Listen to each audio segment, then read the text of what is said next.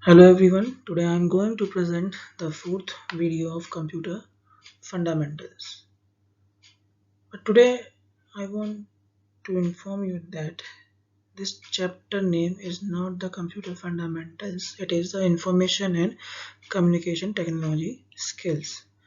But in starting, I have started this chapter as the computer fundamentals because this chapter contains all the fundamental details of the computer.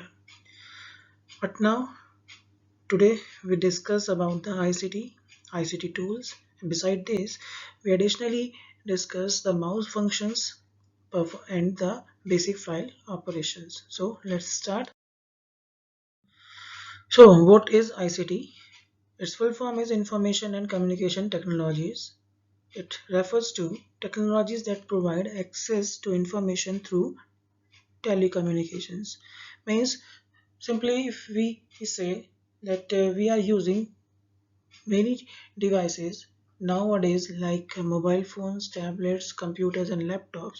Through these devices we can access or send and receive the information. Means if we say that these devices are the part of the information technology, but through these information technology devices we also perform the communications. For example, if we want to talk to someone, for if you want to give the information through the email, if you watch the videos, online videos, or if you want to send voice chat. So many things are available under the ICT. Then here is the different places where the ICT is used. At workplace we use different computer softwares and applications to complete tasks like making documents, calculations, tables, graphs, etc. We can also use application to do everyday work like buying things, booking train or bus tickets, internet banking and making online payments. And you can see that all these things are possible through the various devices when we access the telecommunication technologies. Next is the ICT at home. New devices such as smartphones with an internet connection are now being used to stay connected with family and friends on a regular basis through social media networks such as Facebook, Instagram, and Twitter. Means at home you can use the ICT in your smartphones, in your laptops, in your tablets to access or stay connected with your or family or relatives through the Facebook, Instagram, and Twitter. Even you can listen news, watching videos, playing games, etc. Next is the ICT tools. First is the smartphone. With a smartphone, you can make calls to do things that normally do using a computer, such as browsing the web, sending emails, making video calls, playing games, listen to music, watching movies, and much more. Next is the tablet. Tablet again, it looks like almost the smartphone, but is in size it is much bigger than the smartphone, but it can do all the necessary features, all the necessary functions of the smartphone and the computer. Next is TV and radio. As you know, TV is the most popular part of the ICT. Through the TV you can listen the audio and video information. Through the radio you can listen the audio information like FM. Next is the applications, or you can say apps. Apps are software programs that perform different functions. Some of them apps are already present on the phone or your tablet, which may be like WhatsApp, Google Chrome, UC browser, Opera, etc. etc. Next, the mobile device layout. Probably all of you know the layout of the mobile devices, and there are some basic component or the basic controls of the mobile. As you can see in the picture, there is the power button, touch screen, back button, microphone, menu button, home button, volume button, and the earpiece. So let's start from the power button. Power button, basically it is used to shut down the device or to restart the device. Next is the screen, a screen on which we perform the various functions through our fingers by touching them. Next is the back button, which is used to go back to the previous screen. Next is the microphone, which is present at the top or the bottom of the device to capture the voice. Next is the menu button. This is used to show the various options available in a device. Next is the home button. This option brings you to the home screen or the main screen of your device. Next is the earpiece. Earpiece is the part or the uh, output device through which we listen the voice calls. Next is the volume button through which we can increase and decrease the volume of our device. Then next are the basic features of mobile devices. First is the Bluetooth. If we want to do the data transfer within a short range in a wireless form, then the best option is the Bluetooth. Through Bluetooth, we can transfer the data or receive the data within 30 feet of area. Next is the battery, which is a rechargeable battery, which can through this option we can use our device anywhere.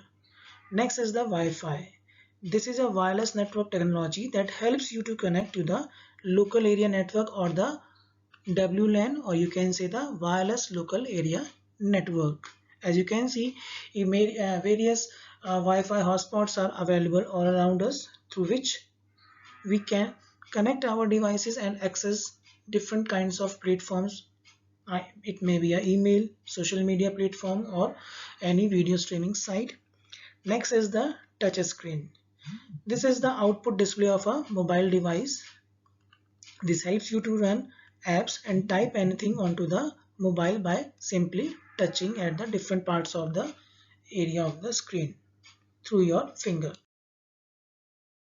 Next is the camera, which is the most popular device for taking selfie for capture the movies and the pictures.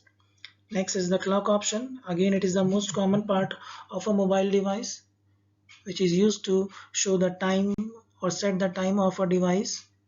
Next is the cellular network connectivity, which provide the network connectivity to our device to make calls. And next important option is the global positioning system. In short, we can say that is the GPS. Through the GPS, we can navigate the various areas of our locality of our country through online. We can also find the directions. We can find the map of a particular area. Next is the basic gestures used in a smartphone. First is called the tap. Means when you touch the screen with your finger, that is the tap. Next is the tap and hold. Means when you tap the finger and hold it for a long time, that is the tap and hold. Next is the drag and drop. Again, it is done through the tap and hold gesture. Means if you want to drag some application or some folder to another place, then the drag option is helpful through the tap and hold option. Next is the swipe. This option helpful when we want to change or turn the page or come to the next page or move upward or downward, left or right. Next is the double tap. It is basically used to zoom out in a particular content. For example, if you want to see an enlarged view of a particular thing, then you can do this. Next is the pinch option. Through this, we can zoom in. Means if we want to reduce the size of the content of a picture, then we can use this type of gesture. So next is the using a mouse. Mouse provides us the various effects, and the first effect is called the rollover or the hover. When we move the mouse pointer over a particular file or icon or the folder, it shows us a certain information like it, uh, the name of the file, the size of the file, and the date created when the file is created. Next is the point and click. When we move the mouse and point it to a particular content, that means we are pointing it, and whenever we click on it, that particular file folder gets selected. Next is drag and drop. If you want to move the particular file folder or icon from one place to another place, then we have to use the drag and drop effect.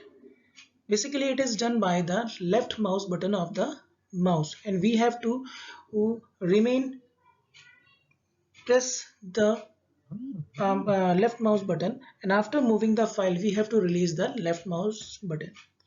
Then the last is the double click. If we want to open the file or particular folder, then we have to double click, or we have to double click the left mouse button very quickly.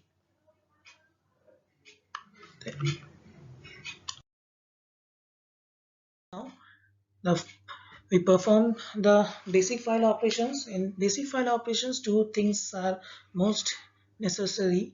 First is called the file, and we have to know about the file. The file is a collection of related data or information that is stored on our secondary storage device, secondary storage in our devices. It is basically it is the collection of data stored in our devices which have a specific file name and a specific extension, and the files are created through the various types of applications. It may be a Word document, it may be a PowerPoint document, it may be a paintbrush document, or it may be a Excel document or anything else. Next is the folder. A folder is what once called a directory, means it is also called a directory. A directory means where we store the different kinds of file. Basically, a folder is also work just like a container in which we can store any type of data, any type of file, various numbers of files and various numbers of folder in it, and each and every folder contain various folders and various files, and those folders which are located in a particular folders, those are called the subfolders. Thank you.